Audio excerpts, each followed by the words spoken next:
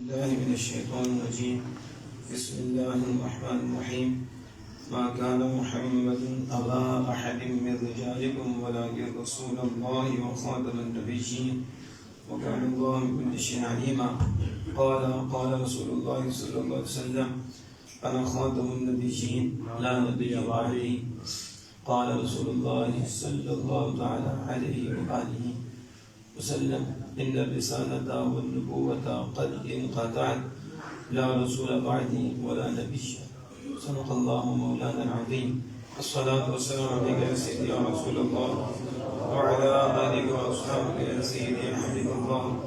الصلاة والسلام عليك يا سيدي يا نبي الله وعلى آلك وأصحابك يا سيدي يا نور الله. الصلاة والسلام عليك يا سيدي يا شفيع المجرمين وعلى آلك وأصحابك يا سيدي يا خاتم النبيين. اللہ جل جلالہ کے فضل و کرم اور اس کی توفیق سے اس کے گھر میں ختم نبوت کے حوالے سے مالک بیٹھنے کی، سننے کی، سنانے کی توفیق عطا فرما رہا ہے۔ اللہ جل وعلا ایسی توفیقات کے دروازے زندگی کے آخری لمحے تک ہمارے لیے کشادہ فرمائے۔ آج 16واں ختم نبوت کورس ہے۔ اللہ پاک سب کو دل میں اتارنے کی جگہ بھی عطا فرمائے اور اس کو آگے پہنچانے کی بھی توفیق عطا فرمائے۔ تو جو روزانہ حدیث پاک دہرائی جا رہی ہے اس کو پھر آپ رپیٹ کریں: انا خاتم النبیین لا نبی بعدی۔ دوسری حدیث پاک: انت رسول اللہ وخاتم النبیین۔ تیسری حدیث پاک: انا آخر الانبیاء من ذریتی محمد رسول اللہ خاتم النبیین والاول والآخر واول شافع واول مشفع نحن الآخرون السابقون هم الآخرون السابقون۔ یہ الفاظ ملتے جلتے ہیں تو ان حدیث پاک کو کوشش کریں کہ یہ یاد ہو جائیں، پھر اس کا نور آگے بھی آپ پہنچانے کی کوشش کریں۔ تو پھر ہم نے کل بھی کچھ حدیث پاک ختم نبوت کے حوالے سے بیان کی تھی، جس میں معراج شریف کا جب سفر ہوا تو دوران میں جو آخر جان صلی اللہ علیہ وسلم کا قلب اندر نکالا گیا، وہاں بھی جبریل امین علیہ السلام نے حضور سید عالم صلی اللہ علیہ وسلم کی ختم نبوت کا ذکر فرمایا اور کہا آپ مخفی ہیں، یعنی آپ کیوں ہیں؟ آپ مخفی ہیں، آپ کے بعد کوئی نبی نہیں ہے۔ تو اس کے علاوہ بھی آپ نے یہ بار بار حدیث پاک دہرا رہے ہیں: انت رسول اللہ و خاتم، یعنی معاشرے کے دن جو انبیاء کے بعد جائیں گے پھر رسول اللہ صلی اللہ علیہ وسلم کے پاس آئیں گے تو حضور کی اس شان کا وہاں بھی ذکر کریں گے اور ختم نبوت کا پرچم وہاں بھی لہرائیں گے: انت رسول اللہ و خاتم النبیین۔ اب جو پہلی کتابیں ہیں ان میں بھی رسول اللہ صلی اللہ علیہ وسلم کی اس شان کا ذکر ہوا اور حضور سید عالم صلی اللہ علیہ وسلم کے میلاد پاک کی بھی بشارت دی گئی۔ اور یہ ابو نعیم نے بطریقہ شعر بن ہوشب اور ابن اساکر نے بطریقہ مسیب بن رافع وغیرہ ادکاب احبار سے روایت کی ہے کہ انہوں نے فرمایا میرے جو والد صاحب تھے وہ تورات کے سب سے بڑے عالم تھے۔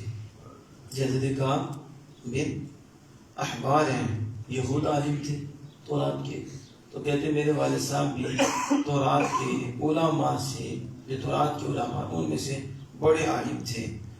اور جب اور والد صاحب نے کوئی علم اس سے چھپایا بھی نہیں، جو سکھاتے تھے بتاتے تھے، لیکن جب والد صاحب فوت ہونے لگے مجھے کہا میرے بیٹے تجھے معلوم ہے کہ میں اپنے علم سے کوئی چیز تجھ سے نہیں چھپائی، تجھے میں نے بتائی ہے، مگر ہاں دو اوراق ہیں، دو ورگ ہیں، یعنی یہ ورگ میں نے آپ کو نہیں بتائے، دو ورگ ہیں جو چھپائے ہوئے ہیں ان میں ایک نبی کا بیان ہے جس کی بعثت کا زمانہ قریب آ پہنچا ہے، یعنی یہ حضور صلی اللہ علیہ وسلم کی آمد کی بشارت دے رہی ہے آپ کی تشریف آوری سے پہلے کہ ان کے آنے کا زمانہ قریب ہے۔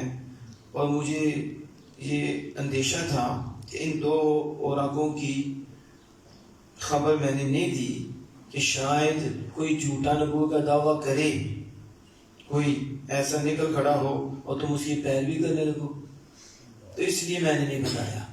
وہ دو اوراق یہ طاق تیرے سامنے ہیں، تو میں نے اس میں وہ اوراق رکھ کر مٹی لگا دی ہے۔ یہ طاق تھا، طاق میں نے وہ اوراق رکھے ہیں اور میں نے اس پہ مٹی لگا دی ہے، اور تو بھی اس کے پیچھے نہ بڑھنا نہ انہیں دیکھنا۔ ہاں اگر اللہ چاہے گا تیری انسان بھلائی تو جب وہ نبی آخر الزمان کا ظہور ہوگا تو تم بھی پیروی کر لے گا۔ اگر اللہ تیری بھلائی چاہے گا تو بات تو مالک کی، یہ اپنا تو کوئی کمال نہیں۔ یہ آپ جہاں بیٹھے ہیں تو آپ اور میرا کوئی کمال نہیں ہے، نہ ہمیں کوئی بہت کچھ لگا ہے تو ہم یہاں بیٹھے ہیں۔ ہم نے بڑے سجدے کیے ہیں تو اللہ پاک نے ہمیں یہ دولت دے دی ہے، ختم نبوت کی بات کرنے کی توفیق دے دی ہے۔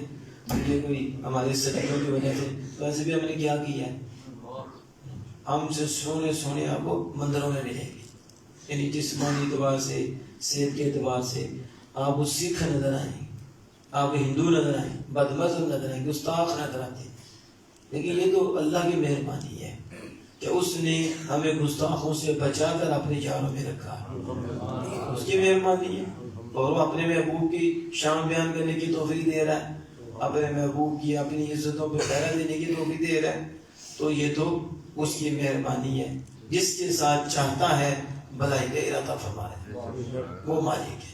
دین کی سمجھ بوجھ بھی اسی دیتا ہے جس سے بھلائی کا ارادہ کرتا ہے۔ اللہ جس سے بھلائی کا ارادہ کرتا ہے اسے دین کی، یہ جتنے بھی علماء کے دشمن ہیں تو آپ کیا سمجھتے ہیں یہ کون ہے؟ ویسے بھی علماء کی ذاتی دشمنی تو اینڈ کفر پہ خطرہ کے کافر ہو کے مرے گا، تو اگر علم کی وجہ سے تو پھر تو پکے ہی کافر ہے نا، کیونکہ اس نے خدا سے دشمنی کی ہے۔ علماء کا علم خدا کا علم ہے، کو اپنا کوئی علم ہے، تو وہ تو قرآن و حدیث کے دشمن ہو گیا، اللہ کے دشمن ہو گیا، وہ تو ویسے ہی مارا گیا۔ تو علماء کی توہین تو انسان کو اسلام سے بھی خارج کر دیتی ہے۔ اللہ سے کہتے ہیں علماء کی توہین کفر ہے۔ ظاہر علماء کی توہین کس کی توہین ہے؟ بولیں تو صحیح، کس کی؟ علماء کس کے وارث ہیں؟ اللہ کی کتاب کے وارث ہیں۔ تو جب علماء کی توہین کرے گا تو کس کی کرے گا؟ بیڑا غرق ہو جائے گا، تباہ ہو جائے گا۔ تو یہ جو لوگ بولتے ہیں نا علماء پہ، تو ان کے پاس کیا ہے؟ کچھ ہے ان کے پاس؟ کچھ ہوتا تو بولتے، یہی جو بولتے ہیں یہی کچھ ہے۔ بولنے سے بندے کے اندر کا پتہ چلتا ہے، کردار سے بندے کے اندر کا پتہ چلتا ہے۔ ایک بندہ کہتا ہے مجھے محبت پڑی ہے، مجھے محبت پڑی ہے، ابا جی تھوڑا محبت پڑی ہے، لیکن ابا جی منی بھی کوئی نہیں۔ کتنی محبت ہے؟ محبت ہو تو پتہ چلتا ہے۔ محبت ٹین ٹین کرنے کا نام نہیں ہوتا صرف کہ بس بول کے محبت، محبت ہو تو پتہ چلتا ہے۔ محب جہاں بلاتا ہے محبوب وہاں آتا ہے، یہ محبت کی نشانی ہے۔ یہ نہیں کہ میٹھی میٹھی اب کوڑی کوڑی تھو تھو، یعنی کوڑی تو کوئی نہیں ہوتی، طبیعت خراب ہوتی ہے، اس لیے محبوب کی باتیں بھی کوڑی لگتی ہیں، تو اسے نفس سے زیادہ پیار ہوتا ہے، محبوب سے کم ہوتا ہے، کسی کو ہوتا ہی نہیں ہے۔ تو جہاں محبت بڑھ جاتی ہے پھر وہ غیر حاضر بھی نہیں ہونے دیتی ہے۔ محبت پھر غیر حاضر، پھر محبت بھی ہو غیر حاضری بھی ہو، پتہ نہیں کیسی محبت ہے کہ محبت بھی ہو تو وہ موبائلوں کے ساتھ ہی جڑے ہوں، تو پھر غور کرنا چاہیے موبائل سے محبت ہے یا یار سے محبت ہے۔ اس وقت تو بندے کو کچھ پوچھ لینا چاہیے اپنے آپ سے بھی کہ نماز کا ٹائم ہے وہ موبائل ہی نہیں چھوڑا، اور پھر اذان ہو رہی ہے تو پھر بھی موبائل میں لگا ہوا ہے، تو اسے سوچنا چاہیے اس لمحے کہ تجھے رب سے کتنی محبت ہے۔ محبت ہوتی تو موبائل نہ چھوڑ جاتا، یہ سب کچھ چھوڑ کے نا تم تو 10 روپے کے لیے کام نہیں چھوڑتے کہ اذان ہو گئی ہے ہم نماز کے لیے تیاری کر رہے ہیں، وہ بھی اس وقت بعد آتے ہیں جب نماز کھڑی ہو جاتی ہے۔ جیسے مغرب کا عالم ہے آپ کے سامنے ہی ہے، جو صورت حال ہے، ہم سے دکھانے نہیں چھوڑتے، اذان بھی ہو جاتی ہے، نماز کے بعد تو اینڈ پہ آتے ہیں، بعد اس سے بھی اینڈ پہ آتے ہیں، آگے کیا فارمیلٹی ہے جو ہم پوری کرنے آ رہے ہیں۔ یہ تو جسے اللہ سے پیار ہوتا ہوگا نا، مالک بلا رہا ہے، وہ تو تیار رہتے ہیں. جو پیارے ہوتے ہیں وہ پیارے کے حکم کے منتظر رہتے ہیں. ظاہرہ محب کا کام ہی کیا ہے؟ بس محبوب، اور اسے کچھ بھی نظر نہیں آتا. تو یہ جو علماء پہ بھونگتے ہیں نا، یہ کیوں بھونگتے ہیں؟ اس لیے کہ اسلام سے خالی لوگ ہیں، بے دین اور گمراہ لوگ ہیں. کیونکہ اللہ پاک فرماتا علماء تو ہماری کتاب کے وارث ہیں. علماء حضور کہتے ہیں میرے وارث ہیں. اور پھر علماء ہیں جن سے اللہ پاک بھلائی کا ارادہ فرماتا ہے. میں یرید اللہ، یہ بخاری ہے، میں یرید اللہ خیر یفقہ فی الدین، جس سے اللہ بھلائی کا ارادہ فرماتا ہے تو اسے روٹی ٹکر کا حساب نہیں، یہ تو کافروں کو بھی دیتا ہے. کافروں کو بڑھا دیا اس نے. تھوڑا آج امریکہ دیکھو، افریقہ دیکھو، یہ کینیڈا دیکھو، لوگ بھاگتے ہوئے کینیڈا پہنچتے ہیں، کہتے ہیں مر گئے ہم تو بھوکے مر رہے ہیں. کینیڈا جسے دیکھو چمانوں کو ہاتھ کر کے ٹولو، ان کو ٹولو کہ امریکہ کا ویزا لگ جائے، کینیڈا کا لگ جائے، ادھر ہی موت آ جائے. بس کتنی دیر کینیڈا میں رہو گے؟ ایک دن تو زمین کے اندر ہی جاؤ گی نا. تو یہ بھی کہتا ہے کہ ہمیں یہ بتائیں نماز کیسے ادا ہوگی، رب کیسے راضی ہوگا. ہماری جو خدائی ہیں جو ہمیں 15 سال سے نماز نہیں پڑھی، اس کا بھی کوئی طریقہ ہے؟ کوئی پوچھ گچھ بھی ہوگی کہ نہیں؟ وہ اتنی دیر کا رب کو ناراض کیا ہے تو اس حوالے سے بھی کوئی معافی ترافی کا کوئی سلسلہ بتاؤ. لیکن یہ کوئی ابھی اتنی دیر ہو گیا، مجھے یاد ہے آج شاید ہمیں اس لائن پہ چلتے ہوئے کوئی 20 سال سے تو اوپر ہو گیا ہوگا. مجھے نہیں یاد کوئی بندے آگے بیٹھے ہوں گا، آگے میں قرآن ہی سکھا دی، کوئی جوانی آگے بیٹھی ہوں، کوئی ہوگا اکا دکا جو میں یاد نہیں ہے. کوئی جوان آیا ہوگا ہمارا قرآن ہی ٹھیک کراتے، کوئی جوان آیا ہو، بس یہ ہوگا مر گئی نہ شکر ہے، بس وہ کافر ہو گئے. تمہیں تو اللہ پاک نے ماں کی گود میں ایمان دے دیا. اس لیے میرے امام نے کہا تھا، امام اہل سنت نے، اور وہ ہمارے نبی، ہم ان کی امتی، اور امتی تیری قسمت لا پہنچنا. یہ کہنا میری قسمت ہی چنگی، کہ سکھ ہو گیا تیری قسمت نہیں چنگی، کیا مرزئی ہو گیا جس کی قسمت نہیں چنگی. تو قسمت نوٹوں کو سمجھتا ہے، اگر نوٹ نہیں سمجھے تو وہ امریکہ کے بعد چھوڑی، یہ کافروں کے بعد چھوڑے ہیں. تو فرعون کے بعد چھوڑا تھا، نمرود کے بعد چھوڑا تھا. رب کا دشمن تھا تو کتنا دیا ہوا تھا اس نے، دنیاوی عزت تھی اس کے پاس، لیکن آخرت کی عزت کوئی نہیں تھی، اللہ کا عزت کوئی نہیں تھی. اس لیے سونے کا اللہ دشمن ہے.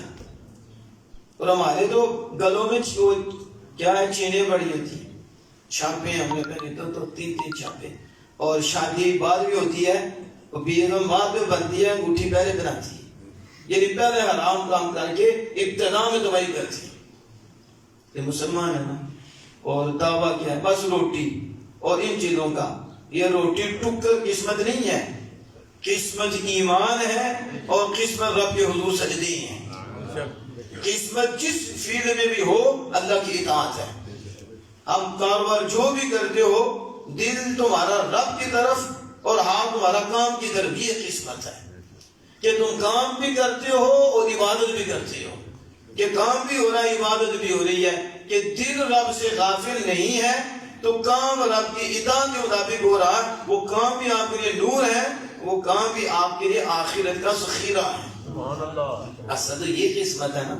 تو ہمارے شاید صاحب فرماتے ہیں رب جو ہے نا ٹکر نہیں لیتا. رب کی دشمنی کیا ہے؟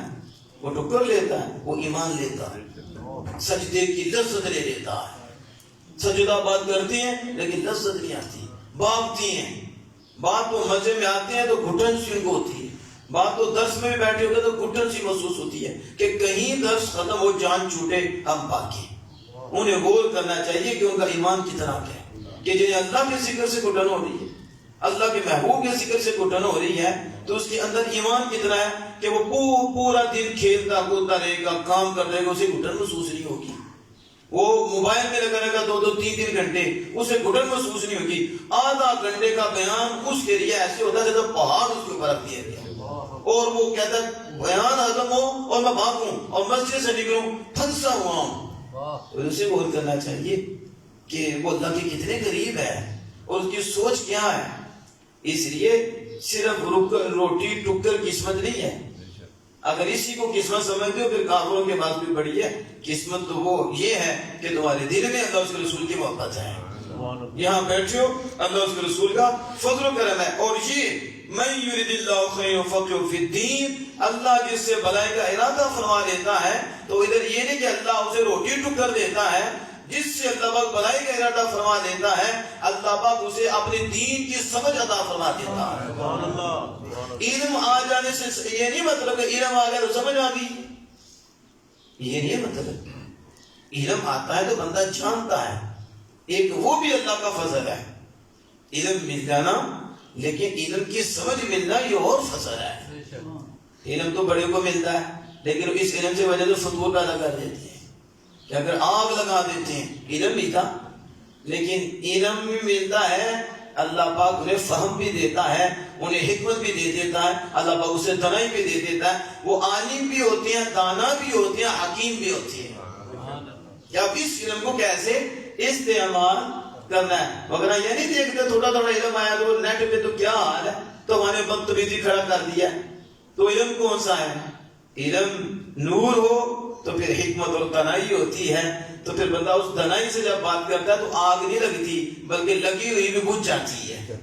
تو اللہ سے دعا کیا کرو مالک علم دے، علم کی فہم بھی دے، علم بھی دے، دانائی بھی دے، حکمت بھی دے۔ اس میں میں ایک شعر کہہ کے بات کو آگے لے کے چلتا ہوں، اور بڑے خوبصورت انداز میں کس نے یہ بات کی تو آپ بڑی اچھی طرح سمجھ آئیں گے۔ آپ تو سارے محبت والے ہیں، سننے والے بھی محبت والے ہیں۔ یہ میری جو گفتگو ہوتی ہے جنرلی ہوتا ہے، مجھ سمیت ہوتی ہے، یہ نہیں ہے کہ ہم اوپر بیٹھے تو سمجھے کہ ہم فون ٹچ پہ پہنچ گئے ہیں، بات تو اسرائیلی ہوتی ہے نا، تو یہ سب کے لیے پیغام ہوتا ہے۔ اور بعض بندے یہ سمجھتے شاید ہمیں ذرا آپ بیٹھے ہوتے ہیں سامنے، تو اس کا یہ مطلب نہیں ہوتا کہ آپ کو بات کی جا رہی ہے، مطلق بات ہوتی ہے اور عام بات ہوتی ہے۔ برباد گلستان کرنے کو ایک ہی الو کافی ہے۔ آج کے اس دور میں یہ شعر بہت سٹ آتا ہے۔ یہ موبائلوں پہ کون بیٹھے ہوئے ہیں، نیٹوں پہ، وہ کمرے بند کمرے میں بیٹھ کے کلپ دے دیتے ہیں اور اندر بیٹھے آگ لگا دیتے ہیں۔ تو برباد گلستان کرنے کو ایک ہی الو کافی ہے۔ برباد گلستان کرنے کو ایک ہی الو کافی ہے، ہر شاخ پہ الو بیٹھا ہے، انجام گلستان کیا ہوگا؟ ایک الو پورا باغ برباد کرنے کے لیے کافی ہوتا ہے، تو جب ہر شاخ پہ الو ہو پھر کیا ہوگا؟ میں نے بتا دیا نا، علم اور فہم، علم اور دانائی، جس سے دانائی مل گئی میرا مالک فرماتا اسے خیر کثیر مل گئی، اسے خیر کثیر مل گئی۔ تو علم حالی نہیں، علم کے ساتھ دانائی، وگرنہ دیکھو کتنے الو کے پٹھے ہیں جنہوں نے تباہی کر کے رکھتی ہے اور لوگوں کو کہاں سے کہاں تک لے گئے، اور پھرنے والے بھی وہ ہیں جو علماء سے دور ہیں۔ اکثر وہی دیکھیں گے آپ جو علماء سے دور، بے دین طبقہ، وہ آگے بے دین تھا اور بے دین ہو گیا کیونکہ الوؤں کی سن رہا ہے۔ تو ایک الو پورے گلستان کو برباد کر دیتا ہے، تو جہاں آگے ایک نہیں پتہ نہیں کتنے سو الو ہیں تو پھر حال کیا ہوگا؟ اس لیے الوؤں کی نہ سنا کرو، اس چیز سنا کرو جس کے پاس علم بھی ہے اور عشق کا تراؤ بھی ہے، اس کے اوپر محبت کے چھینٹے بھی ہیں، اسے رب نے فہم بھی دیا ہے، سمجھ بھی دیا ہے۔ تو جسے سب فہم مل گیا، سمجھ جائے، اللہ نے اس سے بھلائی کا ارادہ فرما لیا۔ من یرید اللہ خیر یفقہہ فی الدین۔ اس لیے حدیث پاک جب ہم پڑھتے ہیں تو اس میں وہ ایسے موتی و ہیرے نکالتے ہیں، بندہ حیران ہو جاتا ہے، ہمیں نظر نہیں آتے، تو آپ کو کہاں سے نظر آئیں گے؟ نظر اسی آئیں گے جس سے اللہ نے بھلائی کا ارادہ فرما دیا، تو اسے سمجھ آتی ہے کہ اس لیے یہ معنی ہے، اس لیے یہ مطالب ہیں، اس میں یہ راز ہے، اس میں یہ راز ہے، اس میں یہ راز ہے۔ تو وہ اللہ عز و جل کے فضل و کرم سے وہ راز کھلتے جاتے ہیں، اور وہ جو مالک کو منظور ہوتا ہے پھر امت کو بھی بتاتے جاتے ہیں۔ اس لیے ذات محترم اس چیز کو ہم نے اپنے ذہن میں رکھنا ہے کہ علماء حق، کیا علماء حق یہ ہمارے سر کے تاج ہیں، اور انہی کی وجہ سے یہاں بیٹھے۔ یہ جتنی بھی کتابیں ہیں یہ علماء حق نے۔ بات یہاں سے چلی تھی کہ ان کے والد صاحب نے کہا اگر اللہ آپ کے ساتھ بھلائی کا ارادہ چاہے گا، بات تو اللہ کے ارادے کی ہے۔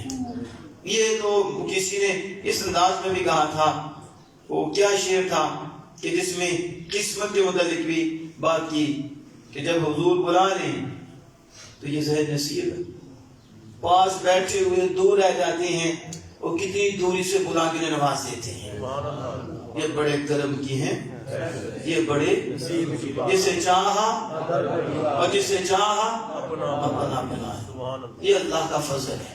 جسے چاہے یار کی محبت دے دے، جسے چاہے کرم فرما دے، دروازے کے بیٹھے ہوں کو محروم رکھے اور جو کوسوں دور ہو چینٹا مار کے قریب کر دے۔ آج اب یہاں بیٹھے حضور کے قریب ہیں، وہاں دیکھیں وہاں قریب رہ کے شرک کے فتوے دے رہے ہیں، جس میں ادھر شرک آپ یہاں بیٹھ کے توحید کے جام پی رہے ہیں، اور محبت خدا محبت مصطفیٰ یہاں نصیب ہے۔ تو یہ کیا ہے؟ یہ رب نے بلائی کا ارادہ فرمایا، اس لیے یہی دعا کیا کرو، ہماری فضل فرما، کرم فرما، ہما ودھاوت ہمارے ساتھ بلائی کا ارادہ فرما۔ تو یہ بلائی کے بعد اگر اللہ چاہے گا تو پھر آپ ان کی پیروی کر لو گے۔ تو کہتے ہیں والد صاحب فوت ہوئے، میں نے کفن دفن کیا، لیکن میرا اشتیاق بڑھ گیا، بڑھتا جائے، اس طاق میں کیا ہے؟ اور اب بس یہ فطرتاً بھی ہوتا ہے، کیا بندہ دیکھے اس میں کیا ہے؟ تو کہتے ہیں پھر میں نے دیکھ لیا، میں نے دیکھا، وہ جو میرے والد سامنے اوراق رکھے ہوئے تھے تو میں نے دیکھا تو اس میں کیا تھا؟ محمد رسول اللہ خاتم النبیین وَنَبِيٌّ لَا نَبِيَّ بَعْدَ مَوْلَدُهُ بِمَكَّةَ وَمَحَاجِرُهُ بِطِيبَةٍ۔ کہتے ہیں پھر میں نے جب کھولا تو اس میں کیا لکھا تھا؟ محمد رسول اللہ آخری نبی ہیں، محمد رسول اللہ لا نبی بعد، ان کے بعد کوئی نبی۔ یہ تورات میں موجود ہے، اور اس میں آپ صلی اللہ علیہ وسلم کی ولادت کی بھی خوشخبری ہے کہ وہ آنے والے ہیں۔ آج لوگوں کو اس پہ بھی مسئلہ، لیکن یہاں تو بشارت میلاد رسول ہے، رسول اللہ صلی اللہ علیہ وسلم کی میلاد کی بشارت بھی ہے، جو قریب ہیں، آنے والے ہیں۔ تو اس میں کیا تھا تورات میں؟ محمد رسول اللہ خاتم النبیین لا نبی بعدہ، لا نبی بعدہ، اور ان کا مولد کہاں ہوگا؟ مکہ، یعنی پیدا آپ مکہ میں ہوں گے، اور ہجرت طیبہ، ہجرت مدینہ پاک میں۔ تو یہ بشارت تھی۔ اب اس کو اگلی حدیث پاک کو انشاءاللہ ہم ہائی لائٹ کریں گے۔ اعلیٰ حضرت مرتبہ نے وہ بھی حدیث پاک یہاں ذکر کی ہیں جس میں حضور صلی اللہ علیہ وسلم نے خود ہی بیان کیا۔ یعنی ابھی تو یہ تھا کہ اللہ عز و جل نے خود فرمایا، پھر انبیاء نے پھر بشارت دی، اور اس کے بعد پھر یہ قابل احبار تورات کے حوالے سے۔ تو اب آگے انشاءاللہ ہم چلیں گے جس میں یہ ہوگا کہ حضور صلی اللہ علیہ وسلم خود ہی فرمایا، خود ہی فرمایا میں احمد ہوں، میں محمد ہوں، میں ماہی ہوں، میں حاشر ہوں، میں عاقب ہوں۔ ایک یہ 5 نام ہے، آپ نے اس سے بھی زیادہ ذکر فرمایا، اور پھر اعلیٰ حضرت نے جو ذکر کیا ہے پھر اوپر وضاحت کی ہے، سبحان اللہ، کہ حضور نبی الرحمہ بھی ہیں، نبی جو توبہ بھی ہیں، آپ توبہ کے بھی نبی ہیں۔ اس توبہ میں جو گفتگو ہے وہ بھی انشاءاللہ کریں گے، توبہ بھی حضور سے ہے، لیتے بھی وہ ہیں، دیتے بھی وہ ہیں۔ یہ تو انشاءاللہ آگے ہم انشاءاللہ اس پہ گفتگو کریں گے، لیکن آج یہ آخری بات جو ہے اس کو آپ نے ذہن میں رکھنا ہے۔ یہ جو مرزئی ہے نا قادیانی، وہ تو یقیناً مرتد ہیں، یقیناً ایک لمحہ کے لیے بندہ اگر شک کرے تو وہ بھی اسلام سے خارج ہو جائے گا۔ یہ تو حضور کے بہت بڑے دشمن ہیں اور غدار ہیں، اور کون ہیں؟ دھوکے باز ہیں، فراڈی ہیں۔ ظاہر کافر اتنا نقصان نہیں دیتا جتنا چھپا کافر نقصان دیتا ہے۔ منافق چھپے کافر کو کہتے ہیں، منافق کسے کہتے ہیں؟ عیسائی بھی کافر ہے، یہودی بھی کافر ہے۔ اس سے بڑا کافر ہندو ہے، کیونکہ ہندو مشرک ہے، ہندو پوجتا بھی ہے، اور عیسائی پوجتے نہیں ہیں، یعنی معبود اللہ ہے۔ اگر وہ کافر تو وہ پکے ہیں، عیسائی بھی اور یہودی بھی پکے کافر ہیں، لیکن پوجتے نہیں ہیں۔ ہندو پوجتے ہیں بت بنا کر، تو یہ مشرک ہیں۔ مجوسی بھی کافر ہیں، مجوسی بھی کافر ہیں، یہ بھی کافر ہیں، ہندو۔ اور دوسرا مرتد، مرتد جو ہے اس سے نکاح نہیں ہو سکتا، نہ مشرک سے نکاح ہو سکتا ہے، یعنی ہندو بھی مشرک ہے، اس سے بھی نکاح نہیں ہو سکتا۔ اور مرتد یعنی کلمہ پڑھ کر گستاخی کرنے والا، کلمہ پڑھ کر اللہ کی توہین کرنے والا، کلمہ پڑھ کر نبی اکرم صلی اللہ علیہ وسلم کی خطبت نبوت کا انکار کرنے والا، یہ جو مرتد ہے یہ سمجھو دونوں ایک پیج میں ہیں۔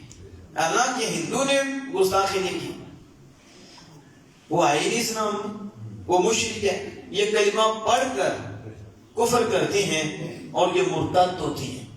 تو جو گستاخ ہوتا ہے اس کے لیے تو آپ کو ایک لمحہ بھی نہیں دیا جاتا حضور کے گستاخ کے لیے، باقی یہ ہے کہ مرتد کے لیے 3 دن ہوتی ہیں، اسے دیا جاتا ہے۔ تو یہ آپ کے ذہن میں ہمیشہ رکھنا ہے کہ مرزائی مرتد ہیں اور اسلام سے خارج ہیں، ان سے نکاح بھی نہیں ہو سکتا، اور جتنے بھی گستاخ ہوں، جو گستاخ ہو اس کا یہی حکم ہے، اس سے نکاح نہیں ہو سکتا۔ بس وہ آپ سمجھے کیا ہوگا، بس وہ نہیں ہو سکتا، اس سے آپ کوئی کام نہیں کر سکتے، جبکہ عیسائی سے کاروبار کر سکتے ہیں، عیسائی سے معاملات کر سکتی ہیں، یعنی یہ جو کاروبار ہے ان سے کر سکتے ہیں، لیکن ایک سے نہیں کر سکتے۔ یہ جو مرتد ہوتے ہیں، گستاخ ہوتے ہیں، مرزئی، ان کے ہاتھ کا ذبیحہ اسی وقت حرام ہو جائے گا، اور ان سے ذبح بھی نہیں کرا سکتے، ذبح بھی نہ ہندو سے کرا سکتے ہیں، نہ کسی گستاخ سے کرا سکتے ہیں، نہ مرزئی سے کرا سکتے ہیں، ذبح مسلمان کرے گا، ان کا ذبح شدہ بھی حرام ہے۔ اتنی نہ ہو سکتا کہ چھری پھیرتے ہیں جانور ہی حرام ہو جاتا، پہلے حلال تھا، ان بدبختوں کی وجہ سے وہ بھی حرام ہو گیا۔ تو پتہ نہیں وہ کیسے بندے جو ان کی ذات بیٹھتی، بندے ہوں تو ساتھ بیٹھے نا، لیکن اب یہ ان کا کام کیا ہے؟ یہ جو ہے نا حضرت عیسیٰ علیہ السلام والی جو حدیث پاک ہے اسے لے کر نا تو کہتے ہیں عیسیٰ علیہ السلام نے بعد میں جو آنا ہے تو تم نے بنی اسرائیل کا تم نے نبی لے لیا ہے ادارا، نعوذ باللہ من ذالک۔ سننے ایسا ہمارے لوگ کہتے ہیں آپ کیوں ان کے متعلق اتنا سخت بولتے ہو؟ ہم نے کہا تمہیں پتہ نہیں کتنے بدبخت ہیں یہ، حضور کی سب سے بڑی عزت پہ ڈاکہ ڈالنے والے یہی ہیں، اور پھر بکواس کیا کرتی ہیں، پھر کہتے ہیں تم نے عیسیٰ علیہ السلام کو جو بنی اسرائیل کے نبی ہیں تم انہیں ادارا لیتے ہو، سمجھ آ گئی؟ تو ادھر سے لے ہو کہانی کو جو ہمارا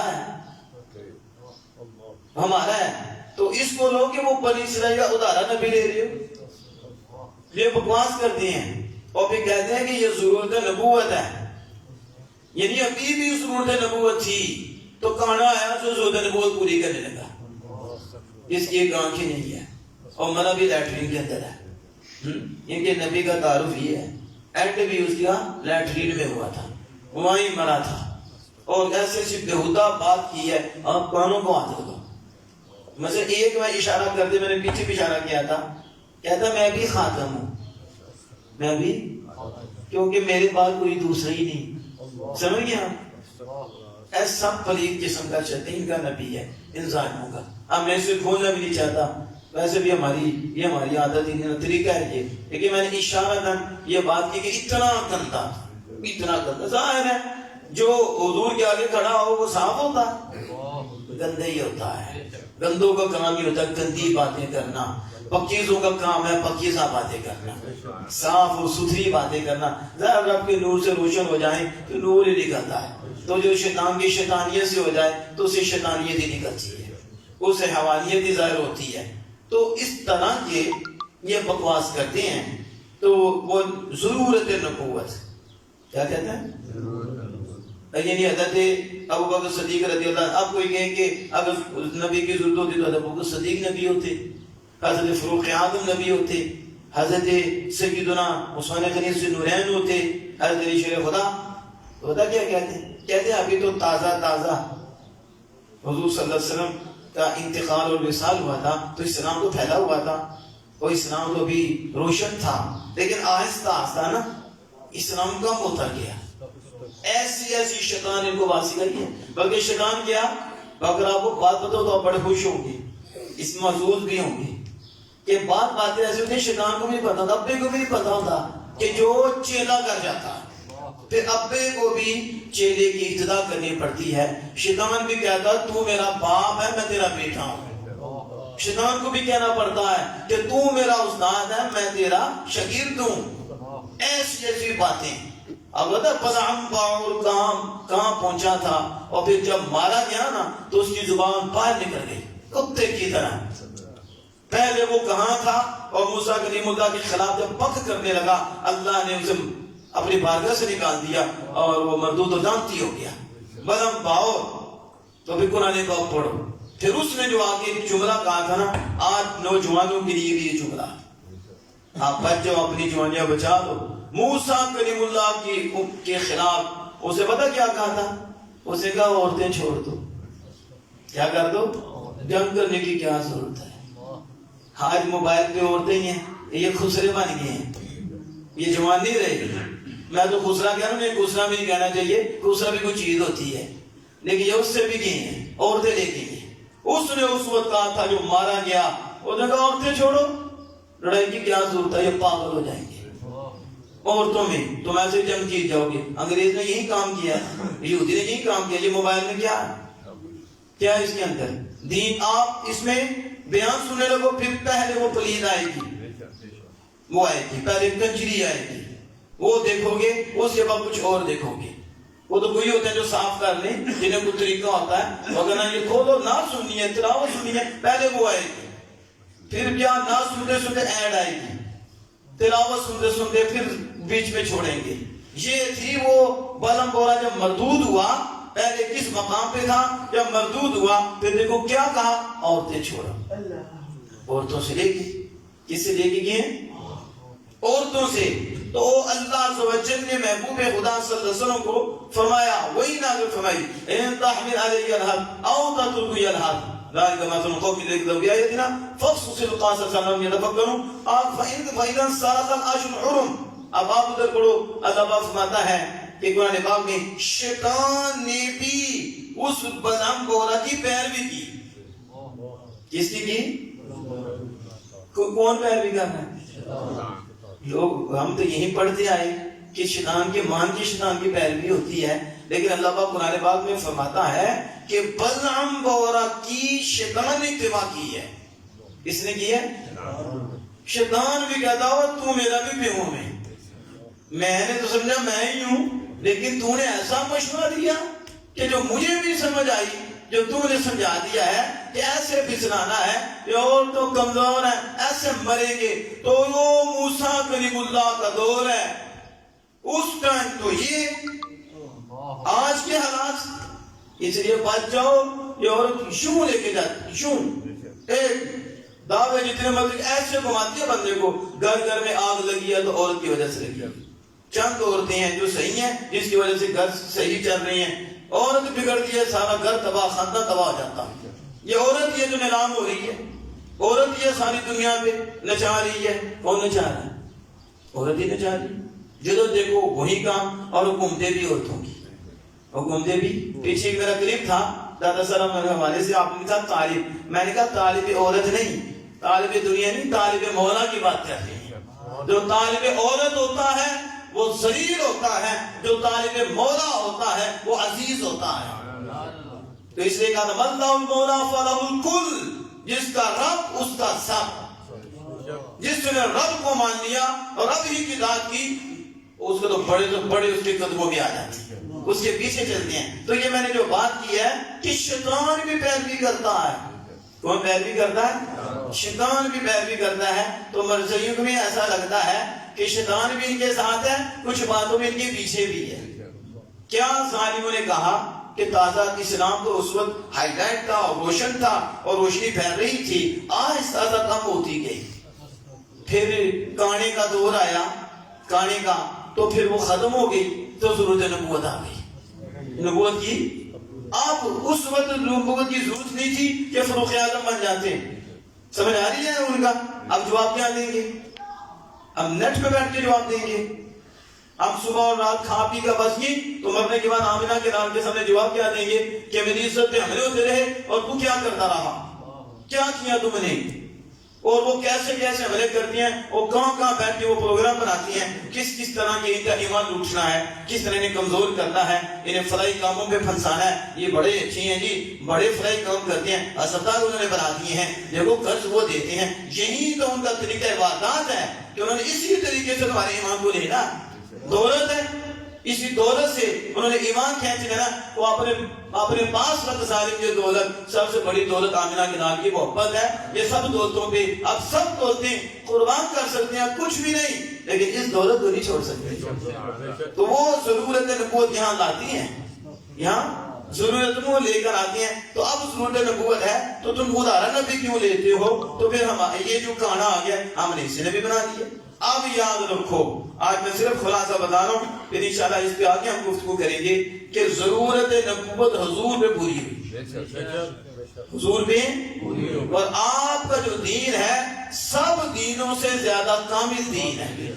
ایک ہے کامل دین, ایک ہے زیادہ کامل دین. ہمارے آقا دو جہان صلی اللہ علیہ وسلم کا دین اکمل دین ہے, اور حضور کی شریعت اکمل شریعت ہے, سب شریعتوں سے زیادہ کامل.